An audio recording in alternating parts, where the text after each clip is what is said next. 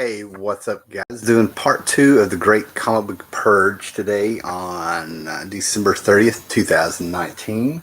Like I said in yesterday's video, I'm finally doing the thing where I'm getting the comic book room ready together, and I'm doing a huge purge of comics. And this is like the first batch that went through. This is where I just went through about, I think I counted out 20 boxes of comics. I still have shelves and short boxes and more shelves and stuff to go through. And the setup is, it is what it is. All right. Hey, K-Man X, what's going on? So I'm not expecting a lot of people to jump on here where it's a Monday unless people are on the holiday. And like I said, in the house, we've had the flu going on. And I didn't quite realize how rough I had been feeling until I woke up this morning and felt better. And I was like, oh my gosh, I was on YouTube Live and probably sounded like I was drunk and all that stuff. Right. So we're better today. It might be a better show. So this is part two, and I'm going to show probably about 2 boxes out of 7 and just kind of play around with this. And then I'm doing dishes, and I'm going to work on the comic book room. See what we've got to do. After I do get the comic book room, I want to find room for these movies behind me. So our house isn't junked up. It's just, it is what it is until I get some stuff organized. So like I said, going through these comics, getting rid of them, a lot of what determined it is what am I going to read again? What really, grabs me out of the books that I have, because if I had my way, I'd never get rid of one comic that I had just about. And unfortunately, we're going to reach a point here where I'm going to have to mention some creators because they really tainted their work for me when I read them, even though I probably had some of this stuff 20 to 30 years before there was social media, if you will. And that's kind of what helped what determined to get it. And some of this stuff I'm probably going to have to, what's funny about these videos is that there is stuff I'm getting rid of that I just think is junk, it's not very readable, if you will.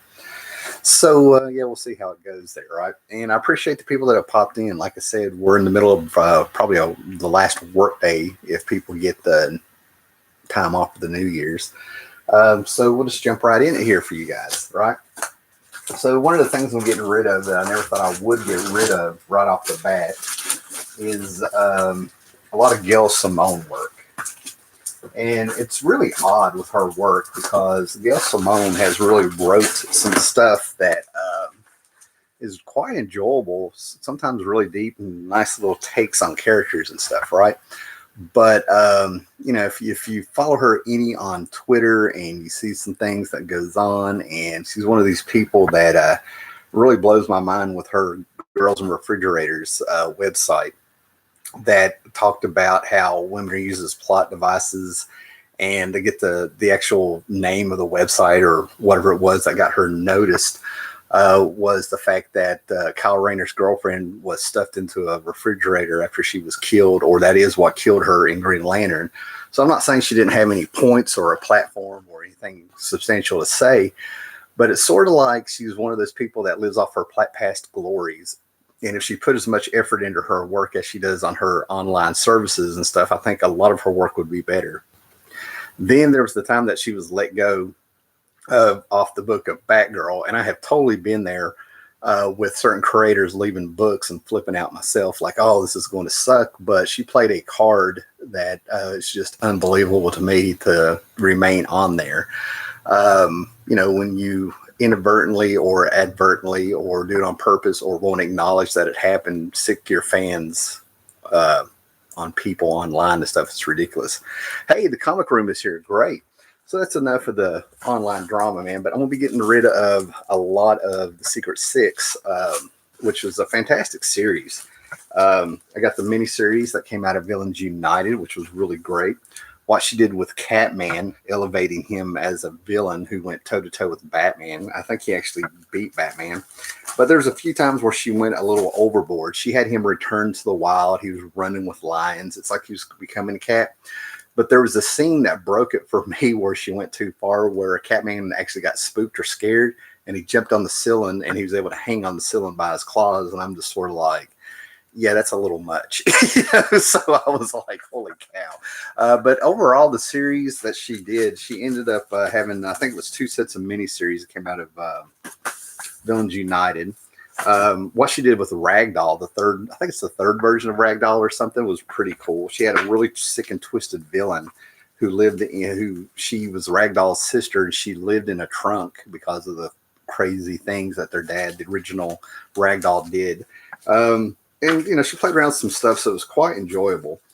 Some great covers she brought in. I think this is the series that had Black Alice on it. I have almost a full series of the ongoing series that was going on, and they had a lot of subplots and characterization going on. Had, you know, I like the bad guys, I like the villains. So it's one of those things that if you haven't been tainted by what's going on online, some of these covers I'm probably going to keep. Like, I love this cover. I might have a double of this one. There's a lot of fun stuff in here. So giving this up, almost a full run. I think I've got 34 out of the 36 issues. She even brought in Warlord, but that's probably what broke the series, because after Warlord popped up, I think it turned out not being the Travis Morgan Warlord, and there was some kafoo. I don't know what was going on with it. I think some people got upset that she didn't actually have the real Warlord in it. It was a non-issue. You know, there was so much fighting going on online with her that everything was an issue, even when it was a non-issue and stuff. And after that, the series sort of got canceled. A lot of people say it was because of DC 52. I don't know, but they brought it back, and it wasn't the same. So I'm getting rid of a lot of that stuff. What we got here? Girls in Refrigerators is a joke. You know who else killed as a plot device? The Waynes and Uncle Ben. Yeah, that's what I mean. Kruger quotient number 1. That's what I mean. It got to the point where they act like bad things don't happen to men. They started getting into gender, putting people under an umbrella, and I've never fell for that stuff. Your gender, race, and all that stuff is not what makes you a good person. It's your merits and character and things like that. Now, to say that gender and race and stuff doesn't affect how you're treated by people is ridiculous to say, but we're so far away from a rational conversation about that stuff that it's just a waste of time with the people you're talking to. And that's what I mean. That's kind of why you're seeing I'm purging some of these comics. This is what they bring up. It's not about the work and the merit and getting lost in entertainment here. You know, you end up getting into these conversations, and they've just been poisoned. That's all there is. They've just been poisoned. Hey, old Secret Six before Gail went mad. Yeah, but it was a good series there for a while. I went back and forth and getting rid of this 2 or 3 times. I ended up keeping it, but yeah, I'm good. There really is no definite storyline in Secret Six. You know, X-Men has the Dark Force. You know, has the Dark Phoenix. Titans had the Judas Contract. You had a whole bunch of really interesting villains here going on, and she pulled in some really cool stuff, but it was sort of like, it got to the point where like it just felt like she was just throwing it out so she could go do other things. Paulo Costa, what's up? Stephen Moore, did you see my last message on your video about Immortal Hulk? No, I'll be checking them today. Like I said, I'm feeling much better. I'm just today is the day to get stuff done, including this video and stuff, right?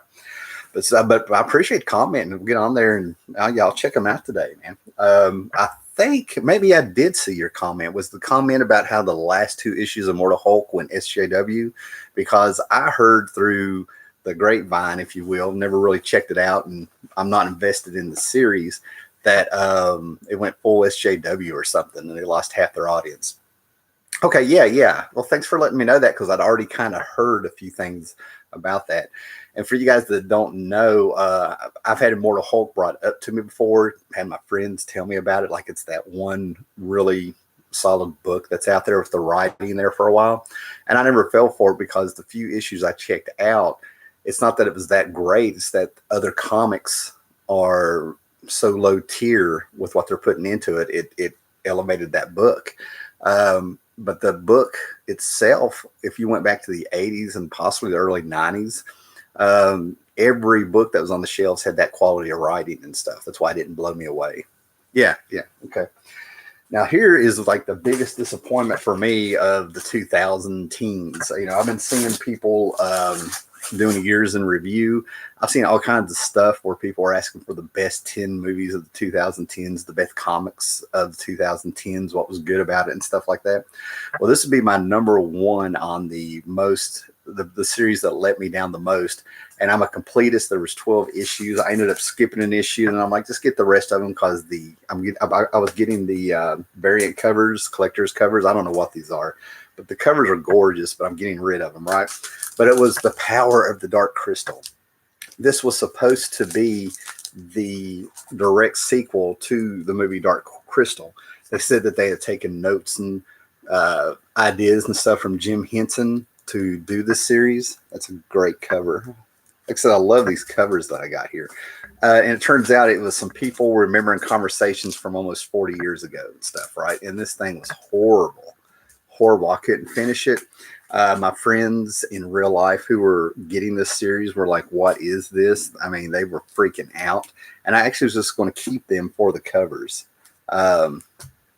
Because inside it's a mess. This was absolutely horrible. Now, I have read some other books based off the Dark Crystal prequels and stuff. I've seen some manga. I hope I'm not getting my Labyrinth and Dark Crystal mixed up and stuff.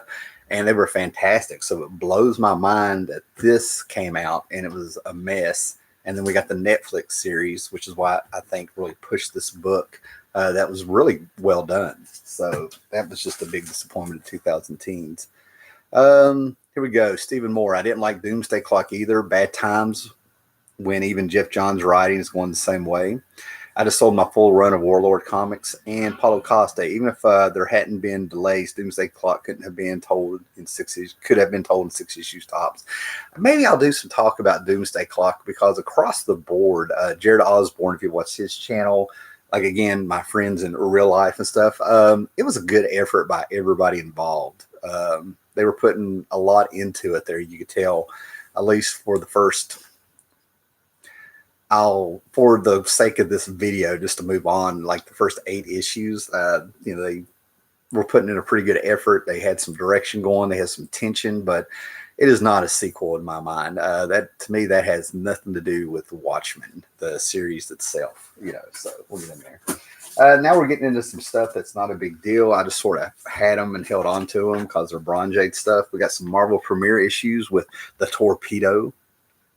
I think the Torpedo popped up maybe in New Warriors back in the 90s or something, and she was female or something. I read these decades ago. And just sort of held on to them, but I don't think it's going anywhere. So if anybody, you have an obscure character out there and you're into obscure characters, or you have a favorite obscure character, you might want to check out the Torpedo if you're into that. Getting into C and D list characters can kind of be fun if somebody pops up and does anything with them. Because I come from that era where characters got elevated by writers because nobody wanted anything to do with them. Animal Man.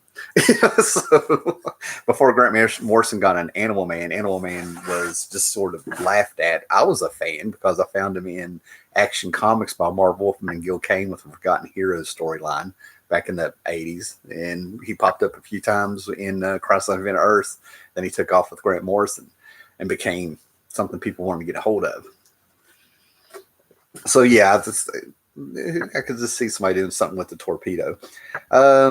Stephen Moore. I was hanging out with an artist from 2000 AD the other night, which was a bit odd. That's cool. I talked to him yesterday about one of the reasons I was able to give up some other books is because I watched a documentary on 2000 AD, Future Shock, I think is what it's called. And Neil Gaiman had a comment in there that blew my mind about how heroes are viewed. And it's one of those things that really has me thinking about how America, we seem to embrace our heroes, while in Britain, they don't trust them. They think they might find out that they're like a child dealer for 50 years.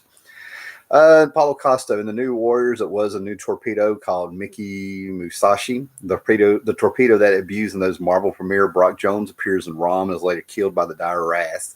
I hope he went out like a man. I hope they gave him a hero's death there. So many people, Rom has just stayed. The fan base for Rom it just seems like they're always there, going back to the 80s and stuff. I just love that. I mean, we're going on 40 years of people holding on to that book. Stephen Moore. Yes, Britain, we are not keen on anyone. That's hilarious. Okay, let's see what else we got in here, man. Something I just never got around to reading because I've been talking about the last couple of years of my pull list and buying new comics. It's just gone downhill. I've always had a collection of back issues. That's where my bread and butter is and stuff. But I never got around to reading the Alien Legion. I thought this might be something cool to get into. It's from the Epic line that Archie Goodwin was over. And, you know, I don't know, I may pull this and still read it. We get introduction to characters and stuff. Seems like a good jumping on point to see if I want to get into Alien Legion. But they had a whole run of Shadow. I can't remember. Anyway, there was a whole Epic Comics had its own little line of comics that I never really got into, but a lot of people were, and they've sort of hung in there. I think it was like Dr. Zero and stuff. I don't know. But I don't think Alien Legion tied into those books. But this is another book where I run into people that like this. I wouldn't say it's a huge fan base in my experience, but there seems to be people that once they get a hold of this, Carl Potts, who when he writes a book, it seems like it's so hit and miss. Like, you know, he's not a name on the tip of anybody's tongue, but a lot of people keep his Punisher stuff, I think, and you know, the Alien Legion stuff. I just never got around to reading it. John Jones, watching this as a bag and board my Hitman series. I need 4 issues to get my Hitman series complete. I'm going to just order those online and complete the series as I get through this. Hitman's a great series. I have a run of Alien Legion. I want to read it. Chuck Dixon. All right. Steve Moore. Got a full run of ROM as well. King Ragnarok. Shadowline is the epic line you're thinking of. Thank you, King Ragnarok. Shadowline Comics. Yeah. The Bill Sienkiewicz covers on some of those really caught my eye back in the day, but they weren't available on newsstand. I missed out on the Alien Legion trade paperbacks when they came out a couple years ago. I read the first 3 issues of Alien Legion in a Brazilian anthology. That's awesome. Stephen Moore loved Hitman. Everybody should love Hitman, in my opinion. Okay, now, variety in your collection, I'm telling you, is what really spices it up. That's how you know you have a really decent collection is variety. And I have no problem reading anything across the board as long as it's fun or, you know, has that it factor or something. And something I kind of have had fun with because I think they got sued. And that's why this series got canceled and stuff, right? But I had some Planet Terry, a play on words on planetary. Planet Terry from the 80s that was really, I'm telling you, man, influenced heavily by Richie Rich, at least art style and stuff. And I think they got in trouble for this. But these Star comics from the 80s were there for kids. There's people that they just like getting cartoon. I've ran across people at Heroes conventions. They just get bright, colorful cartoon books, you know, for the fun of it. And sometimes, like I said, you just have a little bit of variety, like reading a cartoon, if you will, right? But it's time to let those go. Another Marvel premiere with some Dave Cockrum stuff, Seeker 3000. You know, just getting rid of some of the stuff. Odd issues of Nova, The Man Called Nova. I had #1 so many times that, I mean, to me, this was like a lackluster series. Man, it was like they were trying to do another Peter Parker with a Green Lantern kind of twist to it in a way. You know, it was just a product of the 70s. And now that they're talking about the Marvel movies, I know #1 is shot up. I had that 4 or 5 times, saw them quarter bins, dollar bins. Again, this part of the hobby of things taking off. I was reading Sandman the other night. The quality of that writing to these days is chalk and cheese. Yeah. When I read my Sandman stuff, it's like revisiting an old friend. They're doing a TV series that Neil Gaiman is involved in, but they already said they're going to have it in a modern setting. And we'll see how that goes. I thought they got in trouble with Royal Roy. That was the one that was a brilliant Richie Rich spin-off. I bet that was it. That probably was it, Paula. I'm not going to have any shame for not knowing my Star Comics history. You know, sometimes a comic is just a comic for fun. Critter Quotient 1, they brought back Planet Terry in a Drax miniseries a few years ago. That's cool. I actually would check that out. That is awesome. Drax miniseries brought back Planet Terry. And who was the other one? Royal Roy. That is it. Royal Roy. It's right there, you know, at the tip of my brain. This is why I like doing these live shows, and I don't mind getting corrected and stuff because there's many times I've done a live show, and when it's over with, I've either thought of more things I could have said, or I realized the mistake I made. I totally would have missed the Royal Roy thing. Yeah. Stephen Moore, I've got a full run of that Nova series. Much prefer that to the new stuff out. I can totally see that, man. I can totally see that. Like I said, there's series that I love that don't take off. Sword of the Atom. I love Sword of the Atom, but it's got an Edgar Rice Burroughs twist to it, you know. Planetary looks more like a takeoff of Saint Exupéry's The Little Prince novel. Well, right behind us on the little bookshelf I have over here, I love The Little Prince. I saw a claymation of The Little Prince when I was a kid, and it just tore my heart out when I was a kid. I love The Little Prince. That makes me want to go back and reread Planet Terry. Stephen Moore, it's all about the dog welder. Yes, the six pack. Drax miniseries like the Guardian character Drax. Yeah, that's what he's saying. Yeah, Drax was around for a long time. His whole purpose was actually to kill Thanos. Stephen Moore, cancel 99% of my comics now at my shop and buying those back issues from the 70s and 80s. I've been saying the last 2 or 3 years that's really how the hobby in real life is going at these conventions. All right, moving on here. I could do this all day, man. I've got issue comics where I just kept buying the same issue over and over. A, because I didn't have my list, or B, I was in a place that I couldn't get my internet to come through my phone to check my list. Real easy stuff. Stuff I don't want to let go of, like Alien Labyrinth, any Dark Horse Alien stuff. I hate letting it go, but I can pick these back up in trades. Something I never thought I would give up, but I did, was when Joe Quesada popped up on the scene with the Ray. Thanks to Adventure Comics, the Digest series, I got to read those Golden Age. What was the company that the Ray popped in on?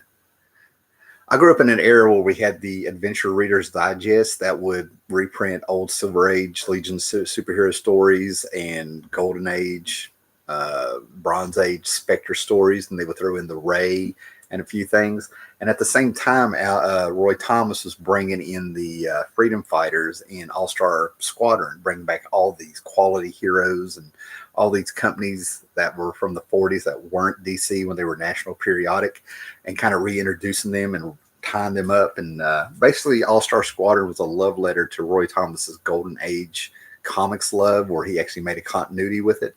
And when the Ray popped up in the Adventure Comics, I loved how it had like this jazz feel. It was completely different. And then they kind of revamped him with a #1, and Joe Quesada came on there and had a very interesting, cool design to him. But I think this is the first Quesada published work or something. I don't know, but I'm getting rid of those. And I'm getting rid of these because Steve Rude, I'm a huge Steve Rude fan, but Steve Rude really dropped the ball with X-Men, Children of the Atom. This book was on fire when it started out. And then Steve Rude could not finish it. I think he had some mental illness problems, and he wrote an open letter to Marvel apologizing for his unprofessionalism and that he's seeking help for his problems, if you will. So he never finished this. Joe Casey wrote this. Steve Rude on X-Men, writing them in the 60s. This kid is just gold. But, he didn't finish it. What do we got here? Yeah, Dr. Silver Age is here. Awesome. Where are we at? Bored at church. I didn't realize that Planet Terry was our Marvel thing. Cool. Awesome. Stephen Moore. My wife collects alien stuff. I married a good one. Yes, you did. John Hurt. We watched, for you guys out in England that's watching this, my fiance and I just binge watched Coupling. And in season 4, they had the whole John Hurt talk about alien, and babies. So that's funny it's brought up. I actually got to watch Coupling when it actually came out on a satellite at a place I worked. So it was fantastic, which cracked me up. It was such a Friends ripoff, but they did it so much better. The Melty Man. People should check out the Captain Geiger by Ahoy Comics. It's Star Trek with cats. Interesting. All right, see what else we got here, guys. Okay, like I said, I'm just getting rid of odd issues I've had. There's no real runs in here. Things that I've kept on because I'm a comic book collector. Star Fox, the Eternals are in this one. Some Captain Marvel issues, Marvel Spotlight Captain Marvel issues, just random stuff. 80-page Wonder Woman reprint with some Golden Age stuff in it. And yes, the bondage was real in this, and the spankings and the weird innuendos are in there. Just some odd and ends, like I said. These kind of hurt to get rid of, but like I said, Wade has really turned me off on a lot of stuff. Peter David came in, and when they did Young Justice, you could tell it was like a cash grab. I was like, why not just call them Teen Titans? And Wade was writing this around the same time. I think he was doing some really great stuff with the Hulk, or maybe it was afterwards, but he pulled an idea out of the Hulk to make Young Justice a teen. He went with the id, the ego, and the superego, going back to Freud. And that's what he played around with that with the Hulk, the Gray Hulk, and Bruce Banner. So, yeah, I've got a bunch of issues of Young Justice. You know, here's the beginning. Is that a number one? Yeah, number one. Stuff like that. And I think that cover looks a lot like the Young Justice 1 million cover. I need to go back and look to see if that was a swipe. But they started bringing in characters in Justice League, and I just couldn't stick with this, even though Peter David was writing, because it was the Teen Titans, Mark Waid doing Impulse. I probably will not get rid of the Mark Waid Flash years. Those were great books based on the merit of what he did, and I've actually had them signed by Mark Waid. I've met Mark Waid. But the Impulse stuff, just thinning the herd there, keeping the quality stuff. Shades of the Swamp Thing there, even though it's not the Swamp Thing. But yeah, just some good stuff there. Something I'm getting rid of, which is really bad because I worked really hard to get a complete run of this story, and it was just certain issues that were hard to get rid of, and then other issues you would find tons of without a problem. But I'm getting rid of the Emperor Joker storyline. I think you can get this in trade. It was fun. It was bizarro. They played around with the idea of the Joker getting Mr. Mxyzptlk's powers and warping reality. For some reason, this is one of the issues that was hard to get also. As you saw, I have doubles of those. Whatever. But, I'm going to get rid of this. It was fun at the time, but I got multiple issues. Then I have books that were absolute crap. Like I said, if it had anything to do with DC 52 or anything around that era, I'm just getting rid of them, which is sad. Mike Allred stuff, the Everyman trade, one shot, probably some of his first published work. And then, like I said, just random issues of comics. I have Mark Schultz, Cadillac, and Dinosaurs.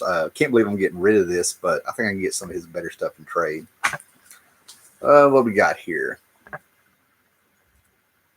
Stephen Moore is all over this. Good Captain Marvel. Yeah. Dead Eyes is still one of the best comics out at the moment by John McCree. Never read it. Dominic Rocco, worst comic of 2000 was The Vampire Hunter, not Buffy, but the other independent book that had black and white other variants. I think her name was Anne. Can't remember the artwork stuff. Never heard of it, sir. And then I say Mark Waid, and people are saying cue horror music. All right. Halfway through one box, so let's finish this up. Now, some of this stuff's going to be shocking in my eyes that I'm getting rid of, but like I said, I'm going more towards trade and stuff. Stuff I've carried around since the 80s. A lot of the Blue Beetle books that came out after Crisis. There's the original Blue Beetle. DC had acquired the Charlton Science Heroes, or whatever they were called, and they handed them over to Alan Moore and Dave Gibbons, and they morphed into the Watchmen, and then Blue Beetle was brought into Crisis on Infinite Earths, and we found out that the Charlton universe was actually Earth 4, and they popped up in Crisis, and we got Captain Atom getting his series going with great Pat Broderick artwork. Blue Beetle came on here with Paris Cullins and Lynn Wein, and then Nightshade popped up in Suicide Squad. They were all over the place, but this is just pure nostalgia of these books of what I have. My son loved the series and stuff, so I'm getting rid of those. I think I have issue 1 signed by Paris Cullins put up somewhere. And then I'm being very careful here because I have quite a few books signed of Usagi Yojimbo by Steve Sakai. I met him up in Baltimore Comic-Con twice when I was up there with Charlton 66. But I think I'm going full trade on Usagi Yojimbo. These are fantastic reads, fantastic books, but we're talking about space. I think where's he jumped over to? This book has gone from Dark Horse, maybe IDW. And I think it's in color. I think my next comic book haul that I get from Gmart is going to have his new number 1 in there. But, unless these have just absolute beautiful colors, this is one of the most graceful written books out there. This is just fantastic. Like, I may keep this just for that cover. I mean, this is just fantastic stuff. Then you turn around and you have something like this. I can get this with Gru. And even considering that Stan Sakai used to letter the Gru comic book, that's not a ripoff. But yeah, a lot of Usagi Yojimbo stuff I'm just going to start getting in trade. But I think you get the point. Quite a bit of that stuff. And I love frogs. I love when people draw frogs for some reason. Don't ask me why. So we'll be keeping that one. Now, I'm really glad I bought these at Ollie's. God, I think these are $30 trades, and I think I got these for maybe $3.99 a piece at Ollie's outlet store.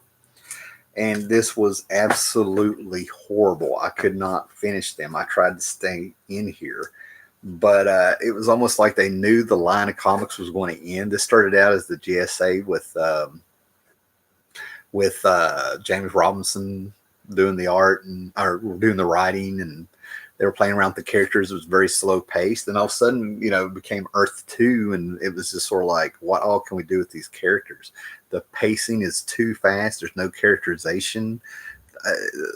The Thomas Wayne is Batman, and he just doesn't fit and all the stuff. So they did 2 trades where we, go up against Apocalypse, and I don't think it ended very well, but I got halfway. I tried. I got about halfway through volume 1. Never got to volume 2. This is an absolute horrible comic. Oh my God. What do we got here?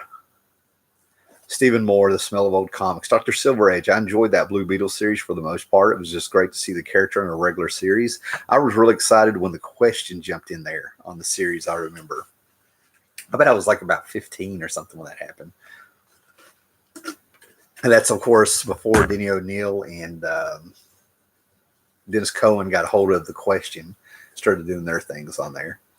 To me, the best question stuff is by Ditko. Okay, so moving on here. And we're going to move pretty quick through this one because it's pretty substantial. But I just have odd issues of Dazzler. I kept a few of those because of the Sinkovich covers.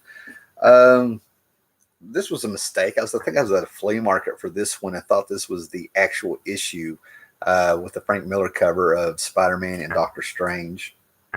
And it turns out it's a reprint. So once I realized that, plus when I got home, I saw it was in rough shape, so I've never gone around to read that. Like I said, it's the odd issues of Airboy. And then I might take out number 1 of this. I don't know. But this is a huge stack of Dreadstar comics that I accumulated and got for pretty cheap. Dreadstar got hot there for a while because there was talks of a movie. It never really went anywhere.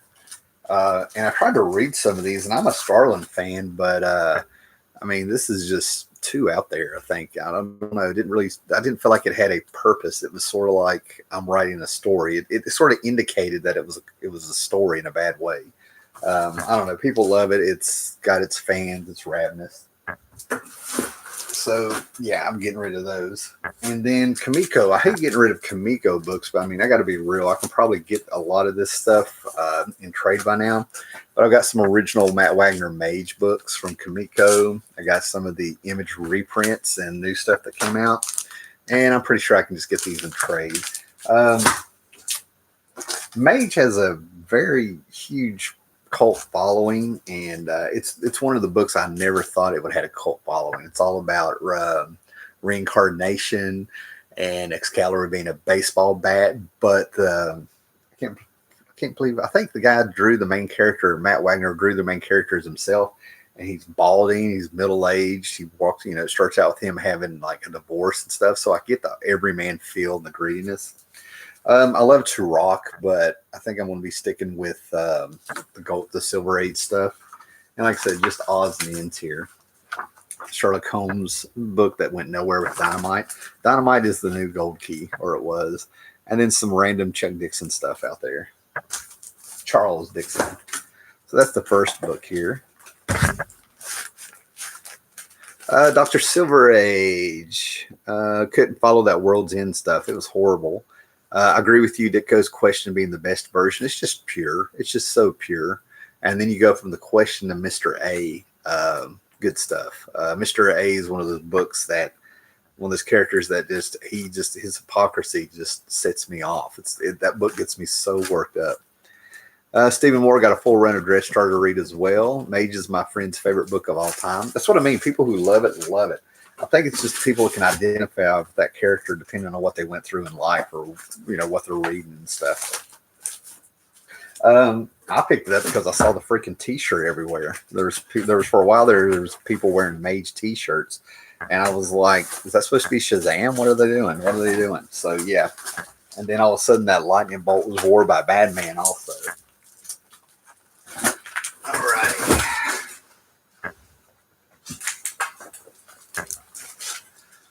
Okay, guys, on to box number 2 here. I don't think this will take as long. All right, here's something I like: Gothic romance, right? To me, Gothic romance, no matter where it came from, probably goes back to Dark Shadows. Secrets of Sinister House, I think that's what it was, with that cover of the girl in a dress running across the field with the castle behind her, and you see this ominous figure behind her, the reds, the blacks, walking with candles. To me, it has a very 70s feel, which is cool. Late 60s, early 70s feel. And I was real excited about the tone of this book. Apparently, this was a mini series a few years ago. I got this at Ollie's for $3.99. Still has the price tag. And it was going fantastic. I was really loving what they were doing. And then they just stuck. They got into their SJW stuff. They just literally shoehorned a character in here and gave her like a whole page to describe her so they could say that they were woke in this. I mean, I was like, it completely ruined the tone of the book. It was unnecessary. You can rip those pages out and literally not even know that they were missing and stuff, right? So I was just like, you ruined a piece of art, for that. I can't overlook it, right? So I'll be getting rid of that trade. That really hurt my feelings on that one. Stephen Moore, like I said, he's all over this, man. I'm still working my way through reading the complete run of Legion of Superheroes. Stephen Moore, any news on who is buying your collection? I would buy a lot if I lived near you. No, I'm not there yet. I'm still purging, and I've got friends who want to go through this stuff, which is probably what's going on. But I'll probably put it at an auction, or where I moved, I've lost all my contact cards. I mean, maybe they'll pop up, maybe they won't, of dealers I've met at the comic book conventions.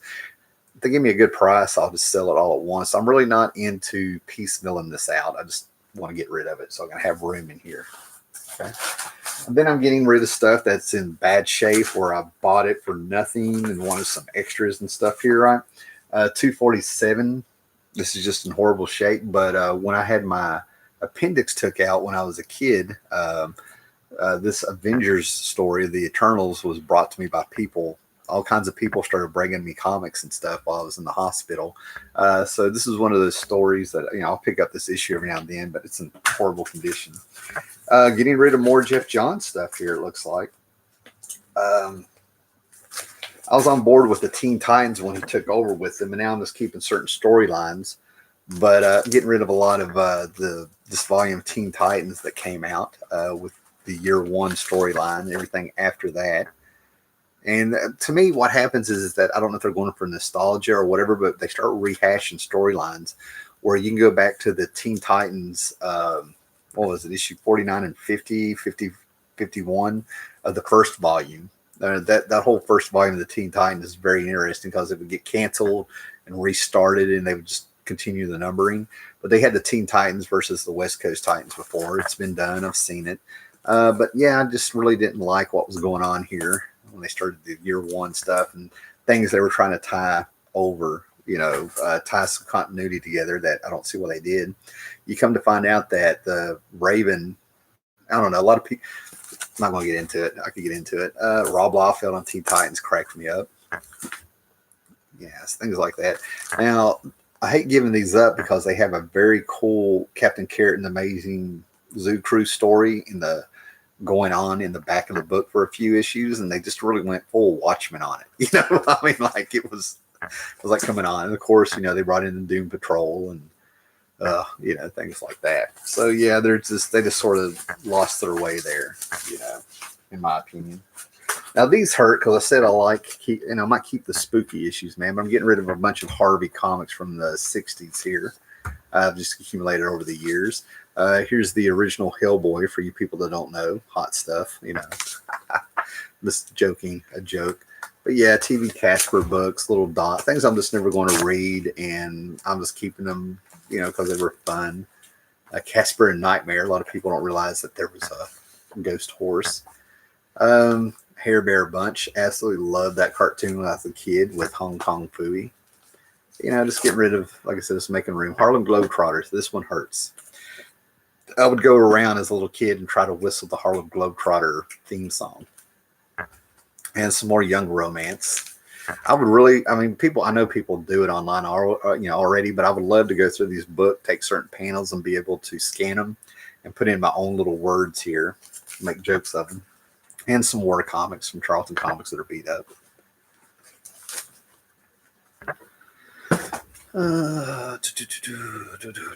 Okay. Like I said, some more war comics here. Getting rid of a lot of continuity comic stuff that I've just had. Like I said, there's people out there. Here's Zero Patrol. But like I said, there's a lot of people out there who collect dead companies, dead universes. They get their completists. And continuity comics, man, really hurt. I've talked about them before a little bit. This was actually a good series for a horror series, 666 Mark of the Beast from Fleetway Quality Comics. These were actually really good. That might be, no, I thought that was a Dave Stevens cover before, but it's not. But this really surprised me, the quality of storytelling in that. Speaking of Ditko, I'm getting rid of some reprints and stuff. Ditko on Static. Ditko on Static through Charlton Comics. That might be an original. I don't know. It says 1985. And then Modern Comics reprints some stuff, Doomsday +1. So I'm getting rid of those. And I feel bad because I'm pretty sure one of my buddies sent me this, but I'm getting rid of some Conga. Actually, I just need room. Good stuff here. And now we're getting into, looks like maybe some 90s stuff here. I don't know. But, it was kind of cool when the Heroes Return. Apparently, I'm getting rid of all the Heroes Return stuff from the 90s, where Marvel had the storyline of starting in the X-Men or something. But anyway, all the heroes disappeared and they went Saint Elsewhere ending with it. They were all inside of a universe in Franklin's little rubber ball or something. I don't know. And they brought them back. But while they were in that ball, they farmed out their properties, Avengers, Fantastic Four, Captain America, blah, blah, blah, to Rob Liefeld and Jim Lee through their studios at Image for a year and stuff, right? And then when the Heroes returned, we got all these new number ones. Alan Davis on the Fantastic Four should have been fantastic, but it was Scott Lobdell doing it. I didn't even know I had this. Huh. Yeah, but like I said, this is some random Fantastic Four stuff I'm getting rid of. There's a Walt Simonson issue. I didn't know it was in here, but it's beat up. 1991, my senior year in school. But yeah, just getting rid of some Fantastic Four runs I'm never going to go back and read. And, man, I got more Walt Simonson stuff than I thought. So if there's any Walt Simonson Fantastic Four fans, they got it made. And here we are. I mentioned, I think it was maybe yesterday's video. I've got a beat up, and it is beat up. It's the condition of the books is why I'm getting rid of them and stuff, man. I kept number one. I think I have number one signed by Mike Golden. But I'm getting Bill Mantlo and Mike Golden, late 70s, early 80s Micronaut stuff. Like I said, these are just low-quality books that when I bought them, I actually did not get a good price for them. The person I was dating at the time when I bought these, their kids, about 6 months later, said, let's go back to that store and look in that comic book store where that guy ripped him off. So even the little kid was remembering that store by ripping me off. So yeah, there's a bunch of Micronaut stuff in here. Like I said, I'm not really emotionally attached to them. It's just kind of weird to get rid of stuff. It's over 40 years old with Mike Golden art in it. I mean, I totally get why people got into Mike Golden art. I see a lot of influence on Art Adams with those books. And then I'm just getting rid of some random stuff I got because it was Kirby, Secret Six, Phantom Force, the leftover stuff from Topps Comics and Image Comics. These books are just not the quality that you think they were. A lot of these are still sealed. I've never opened them. Secret City Saga. I mean, by this point in the 90s, we were just looking at leftover stuff from Kirby's design and stuff. But Kurt Busiek, of all people, actually did Kirby Genesis, which had a lot of spin-offs. That was an excellent story and a lot of fun. So I'm just never going to get around to collecting all of these and stuff. Yeah, those are some Alex Ross covers, I think. So fantastic stuff. Let's look at the comments here. John Jones just got the Alex. I guess he's talking about Alex Ross's run of the JSA run of Alex Ross covers. I've got the complete set of those JSA Justice Society, just about, with all the Jeff Johns, Dave Goyer, James Robinson stuff. Started in Onslaught, going back to the Heroes Reborn, Heroes Return, whatever it was from the 90s I talked about. Yeah, it started in Onslaught, which was like an amalgamation of Magneto and Xavier or something. I mean, it was a mess. Yeah, and John Jones is currently reading those Reborn Fantastic Four. Claremont jumped on there, and it doesn't matter. Whatever Claremont writes, it feels like you're reading an X-Men, in my opinion. John Jones is saying the Heroes Return Thors, where he started reading. That's when you had Dan Jurgens and John Romita Jr. on there. Those were fun books. They were fun books, but I didn't think, for a change, I didn't think the writing was on par with what John Romita Jr. could have done. When he does cosmic stuff, it's awesome, but he likes street level heroes. He did Thor Ryan, Thorion, Ion, Orion, Thorion, Thrion, for Amalgam Comics, and you need to go back and look at the Jeff Johns stuff in that. That blew me away what he did in that book. Toki Deathhammer, man, I miss those days. Love those covers. And Stephen Moore, the IDW Micronauts run was terrible. I'm not surprised. All right, guys, we got half a box to go here. And thanks for everybody that's hanging in there, man. I thought I was just going to be on here for 30 minutes for such a small channel that I am on a Monday. There's a lot of people here. I appreciate it. Okay, Joe the Barbarian #1. I've already been hit up about selling this, but they thought it was the set. It's just the first one. Grant Morrison playing around with some idea about this kid named Joe. Never really had enough interest to go in it. And Young Animals.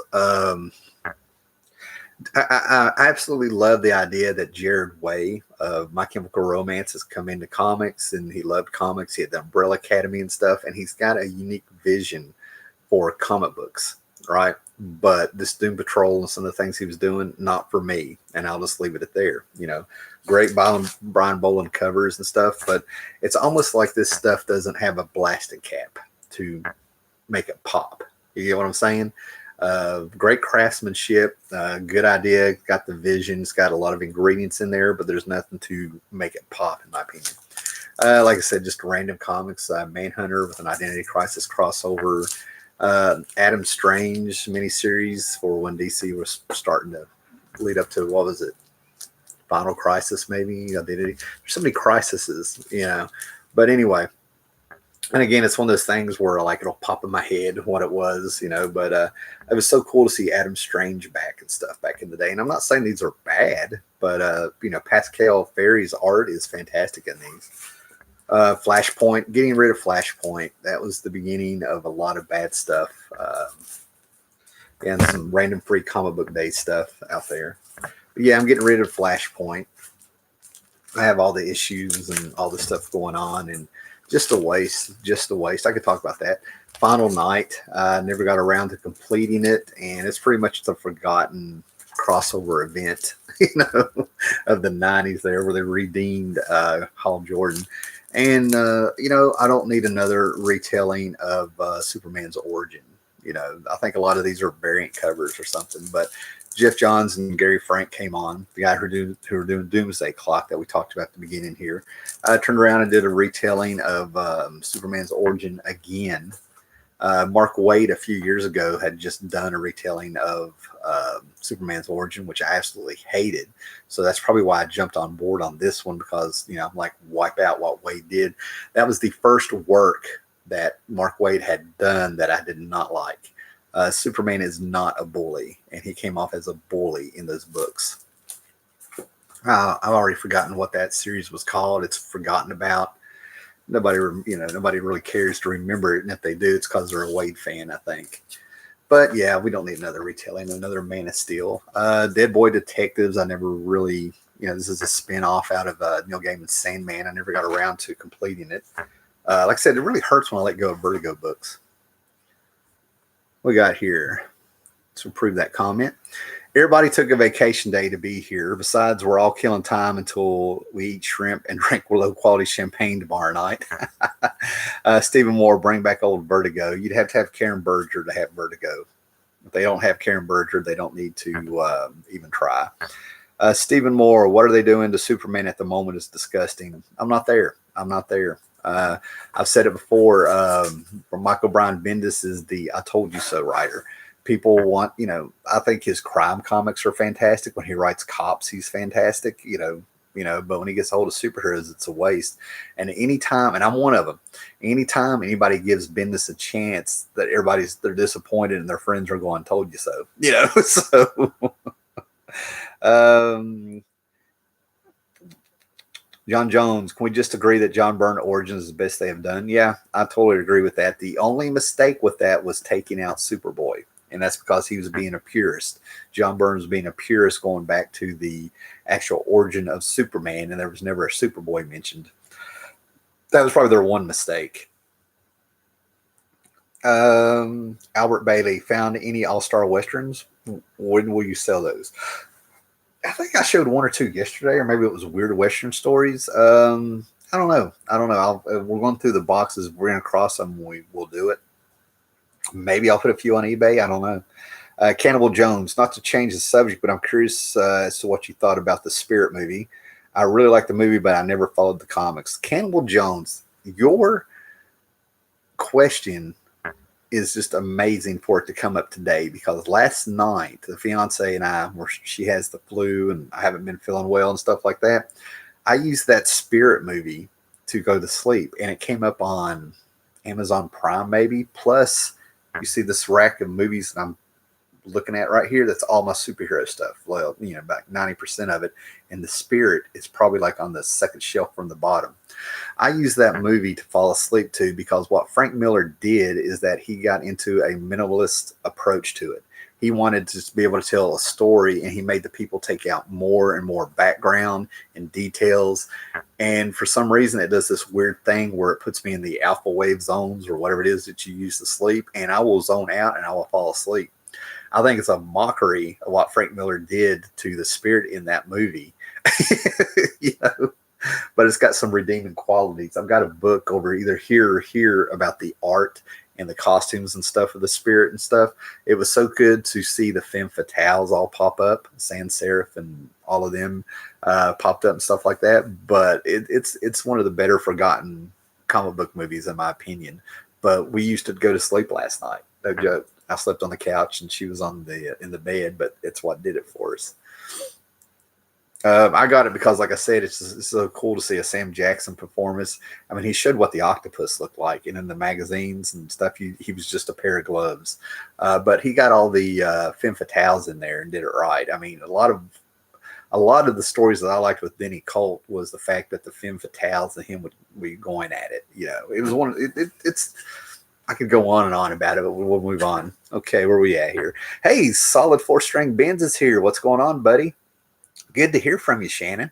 John Jones, Bendis should be on Detective Comics, not Superman. Yeah, anything to do with cops, man. He should be writing Gotham PD comics. He should be writing Commissioner Gordon. The thing with Michael Bendis is that, in my eyes, he's a failed Hollywood scriptwriter. So when he writes comics and stuff, he's trying to write a script for a movie. That's why in one of his first books that I have, what was it, Jinx or something? It's the first 4 or 5 pages. It's just a dollar bill floating down and hitting the ground. You got to read his stuff in trade. That's just his style. And that's one of the things I won't slam him for. It's a decompression sort of writing, but I'm not going to slam him for it. That's what he does. If you buy a Bendis book, you be ready for it. You're going to get a pacing and a lot of the talking heads. He's been around long enough that we should know that if we're going to spend money on him. Stephen Moore, you should check out Kill or Be Killed from a couple years ago, which is amazing. I don't know, I might do that. John Jones, maybe Nightwing. I can see Bendis on a Nightwing, but I've heard terrible things going on with Nightwing where they turned him into Rick Grayson, and people are hating it. Superman just revealed his identity. Writer said it's permanent. It must be, Superman. Big deal. No matter what they do in comic books, Superman and Batman, Wonder Woman, all these big characters, they're always going to be their archetype. These are archetypes they're trying to mess with. And in the public consciousness, no matter what you do with Superman, it's Superman, Clark Kent, in love with Lois Lane, working at the Daily Bugle, with Jimmy Olsen as his best friend and photographer. That's how it's permanently in everybody's minds, in the zeitgeist. You know what I mean? Of things. Do whatever you want in the comic books. It's not going to change how people view them. People think of all the people who don't collect comic books, but they know the basics of Superman. Batman's always going to be the rich billionaire whose parents were killed in an alley, and he grew up to be Batman, and he had Robin and his Batmobiles and his Bat caves and stuff. Yeah. So, yeah, whatever damage they're doing to Superman in the books, the only people that know about it are the few people reading those books. Kevin Kelly, I refuse to read Superman now. I'm one of the people that say, I told you so. There you go. Kevin Kelly right there. What do we got here? I'm on the couch already. That's funny. Stephen Moore, did you enjoy the Aquaman and Shazam films? The Aquaman film, I'm always going to have that surreal feeling that I've watched Aquaman. I was a fan because of Super Friends. And watching watching this big budget movie, be successful will always be surreal to me. And I own it and loved it and stuff. Wonder Woman was fantastic. Shazam was a fun movie. I had low expectations for that, and it was fun, but they still snuck in some stupid stuff. I'm really looking forward to Black Adam get elevated in Jeff Johns' GSA. Oh, I got a weak connection here, guys. Hold on. So to see Black Adam get elevated in the JSA by Jeff Johns in the early 2000s to all the way up to where he's getting the movie has been fantastic for me. One of the joys of the 2000s for me was seeing Black Adam finally getting up there. People at work in the 90s would ask this guy that I worked with, and they were always like, he's a comic book guy. What's his favorite character? And he'd have to say Black Adam. And they were like, who is that? So what we got here? Everybody's glad to see Shannon out there. Solid 4-string bends. Good to have you. Time to bring back the super hypnotism, superpower, focus through a super giant lens to erase humanity's knowledge of Superman's identity after he takes off his glasses because of the Kryptonian lenses. That messes that up. Shannon's catching up there, buddy. Okay, here we go. Yeah, some more Dead Boy Detectives stories here. And Devin Grayson. Devin Grayson is somebody that I do not understand how she has a job in comics because she is not that great of a writer. Maybe I'm expecting more from the genre, if you will. But she brought back the JLA and the Titans in this, 2-3 issue miniseries here. And they were really trying to capture that Marv Wolfman, George Perez there, and they brought in Phil Jimenez. Phil Jimenez is not going to be one of those people that's going to be remembered simply because he's too influenced by Perez. People are not going to look at his artwork and be like, is that Jimenez? And no, he's a lower tier George Perez. So this was fun to have the JLA and the Titans, and they had like this big, alien. I don't know if it was an invasion or what was going on, but we slowly got our Titans back. But it was cool to have all these heroes introduced the way that book did, right? Getting rid of I think I've already threw them down here. But Deadshot was hot for 5 minutes there. And they brought in Christus Cage, who I think was an actual novelist or something, or TV writer or something.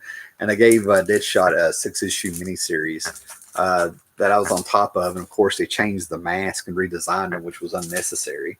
I can kind of get on board with changing his suit, but not the mask and stuff. I was a fan of Deadshot back in Suicide Squad days when he popped up in Legends, Getting rid of the 7 issues of the Salvation Run miniseries where all the villains were captured and the heroes have had enough, so they stuck them on a planet. And we sort of had like Lord of the Flies meets Lost or something with these characters. I don't know, man. But there was some funny stuff, but it was almost like this never happened. This never really seemed to be in continuity or ever mentioned again. I don't know. And Cutting Me Deep. cutting me deep, but I'm getting rid of a lot of Flash Gordon books from Dynamite, even though Alex Ross was involved in these. Even got the Meaning the Merciless miniseries. I'm going to get these in trade. The way they read and stuff. This Flash Gordon Zeitgeist was fantastic because Alex Ross pulled from the cartoon, the comic strips, the Flash Gordon movie, and he kind of brought in all the great elements of Flash Gordon over time and helped put them in one book. So if there's ever a trade I'm going to get, it's going to be this. Why am I getting rid of these? Because I can't complete it. Okay, I can't find these books in the wild. I might as well just get them in trade and hope all the covers are in there and stuff. And believe me, getting rid of Flash Gordon is cutting me deep there. Like I said, I've just got some random issues of the Thing. It's got Devil Dinosaur. Getting rid of the Champions. I think some of these are a combination of being bought by me over the years and being given to me by friends. But the Champions book, I don't know, man. I read it and it just, I don't know, it doesn't grab me. I could talk about the Champions and their history. It's definitely of its era of the 70s. Swarm is in here, but when I see Swarm, the villain made of bees, I just see the Amazing Spider-Man cartoon and his amazing friends. Yeah, there he is. You take all these heroes, a Greek god, a Russian spy, a demon-possessed stunt driver, the angel, and all the stuff that you could really come up with some really weird storylines. I mean, you have the angel working with a demon, if you will. And what do they come up with? We're going to fight a guy made of bees. There you go. What we got here? Oh, Shannon had to pop out. Okay. It's a shame for Superman. He is the icon of a character, and it feels like he's just getting passed on and pushed aside to the Batman and Wonder Woman. Yeah. I watched Spider-Man go downhill, so it doesn't surprise me about Superman. I could actually talk about those two subjects really long in videos. Well, Stephen Moore, he made a comment here. When we look back at this decade of comics, I wonder what we're going to think. I've already said it. I said it 4 years ago. This is a black eye. This is going to be a low point in the history of comic books. It's going to be a black eye on, hopefully it's just going to be like a footnote in history of comic books. Maybe they'll know just enough not to repeat their mistakes. Did you ever get the Superpower series from Dynamite? Oh, no, Dr. Silver Age. No, those were you're talking about the Green Llama and the original Daredevil. Those, what do you call that? It came out of left field on me here, man. But yeah, they have all those public domain heroes. No, didn't really get into them. I see them for cheap everywhere for quite a while there. I like the Black Terror. I should have got the Black Terror.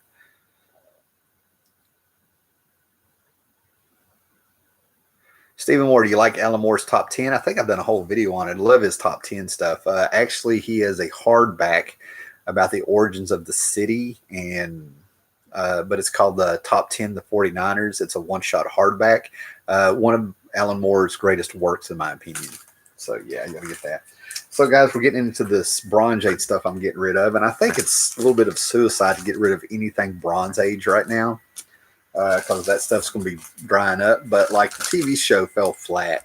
So the Iron Fist mania didn't last, which is why I didn't really get on top to selling these books. But I've got like Marvel Premiere here. Iron Fist's own series. I got some Iron Fist stuff. It's not by John Byrne. I really don't want it.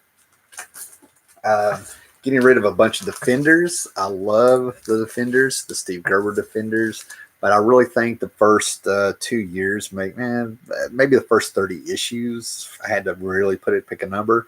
I think those are the only ones you need. You got the Guardians of the Galaxy, you got the Avengers Defender War, you had the Hulk, Doctor Strange, Silver Surfer, Namor. Then they added characters. They added Nighthawk, who is basically supposed to be Batman, left over from the Avengers, and they brought in Valkyrie. I mean, they've got some iconic characters for a non-team. But yeah, I'm going to be getting rid of a lot of these, even though they have Jack Kirby covers. Keith Giffen popped in there for half a second. I'm just never going to get, and then it just got weird. It's got weird. We got quite a bit of those. I mean, much as I love comics and stuff, but a whole race of people whose wings grow on the side of their head. Come on now, come on. You know, I know if I read these, I'll probably enjoy them.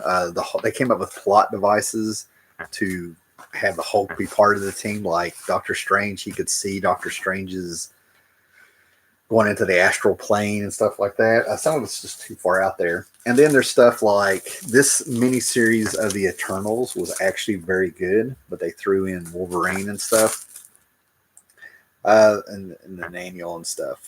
Getting rid of this Eternal stuff. I've got the original Kirby run with the annual.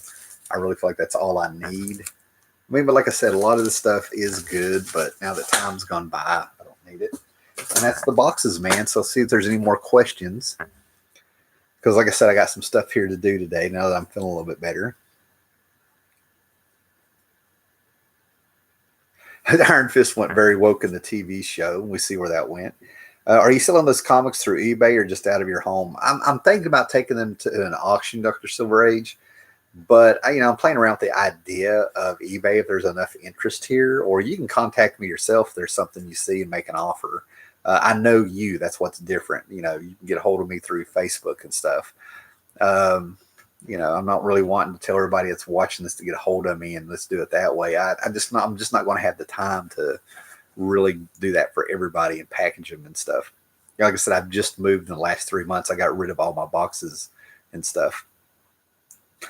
Kevin Kelly, they're supposed to be changing all the characters for this G5 thing is what you're talking about. Shake your head. I'm not even interested. I don't care. I don't care. I think the worst thing in the world is that it's one thing for people to hate what you're doing and to be upset. I mean, people bring up that word toxic fandom, but what's worse than that? Having people be indifferent. And I'm indifferent to it. Don't care. I don't talk about modern Marvel. I made a whole video explaining why. And whatever this thing that they're pushing for the G5, generation 5 of these superheroes and stuff, who knows? Is it going to last? Probably not. It sounds like a stunt. Nobody cares. Everybody's just shaking. Just stop buying the books, Stephen Moore, the new DC thing for the next year sounds horrible, but definitely not for me. And they're putting the prices up. Yeah, that's what I mean. I'm out. It's really odd to have a comic book channel. And I've always talked about the history of comics and back issue hauls and all this stuff. And it's kind of weird to be running a comic book channel when I'm like, all I could really do is bash half the books, most of the books coming out if I went that way. The new DC thing for next year sounds horrible. Yeah, I just read that. With the Eternals, the only thing I still read is a 12-issue series from the 80s. Walt Simonson, who did that book? I had a couple of issues. It looked fun. John Jones, postage to the UK would kill us. Kevin Kelly, G5, sorry. Stephen Moore, Black Batman is coming. Big deal.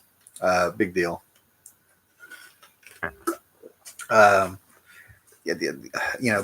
in the zeitgeist of things is always going, like I said, is going to be Bruce Wayne, billionaire, parent shot, the basics. These are archetypes, and those archetypes are embedded in people's memories and society. They don't read the comics, thus it can't be changed. Comics exist since 1842. There are almost 2 centuries of material to enjoy. The last 3 years are a blip that will be forgotten. Absolutely, that's how I feel about it. It's embarrassing for the hobby. And I've talked many times about how the last couple of years of comics, with the way creators act online, I mean, it's a bunch of things, but they've made the perfect storm and put all these ingredients like in a little cauldron to where they have just destroyed any of the validation and respect comics have gained over the last 30 years.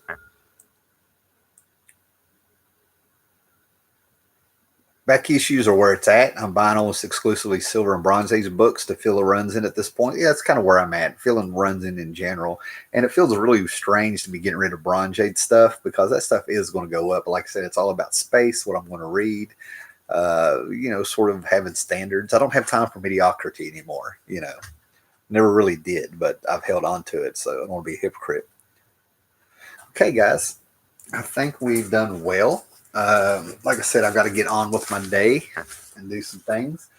We're down to 1, 2, 3, maybe 4 boxes, and I've got more to purge. Maybe I'll get around to that. So maybe tonight, next few days, just hit the bell like, subscribe, let people know we're there, but definitely hit that bell because depending on how things go, I may just randomly do another one of these to show 2 more boxes. Okay, guys, I will catch you later. Be excellent to each other. Take care, guys.